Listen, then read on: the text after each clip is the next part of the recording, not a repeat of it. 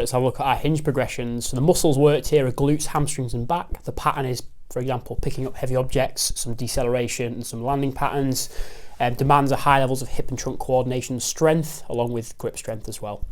Progression here is once you hit 15 reps, move on to the next exercise. This first one here is your stick good morning. This is an activation exercise to feel the hinge, which I'll cover in a second. The second one is your kettlebell hinge. So we're starting to load that pattern a bit more now. 8 kilograms is the target for females, 12 kilograms is the target to work up to for males. Once you hit 15 reps, you move on.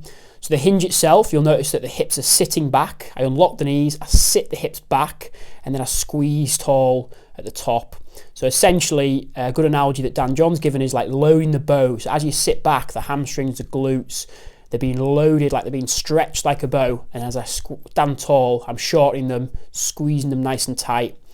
So that action wants to come from the hip as opposed to coming from the vertebrae. From there, we've got our RDL, okay, which is 32 kilograms for females and 48 for males. You might have to use 2 dumbbells, 2 kettlebells, or a barbell if you don't have the adequate weight there for that progression. Next up, you've got your deadlift. This one you want to try and build up to body weight. With this one, you have to unlock the knees a little bit more so you can get the weight to the floor. From there, it's an initial leg drive, and then once you get just below the knees, you're using that hinge that you know well by at this point to stand the weight all the way up to the hip. Making sure with this one that you stay tight, especially in that bottom position, and you keep the bar nice and close. Next up, once you can deadlift body weight, we start to introduce the more ballistic variations. So here we've got our kettlebell swing. This is a double rep, so we want 30 reps instead of 15. 20 kilograms for females and 28 kilograms for males is a target here for the 30 reps. We then go on to our double kettlebell swing. Okay, this is back to 15 reps here. Make sure that the knees are a little bit wider so you're not going to clip them with the kettlebells. From there, it's 2 12s for females and 2 16s for males, so 24/32.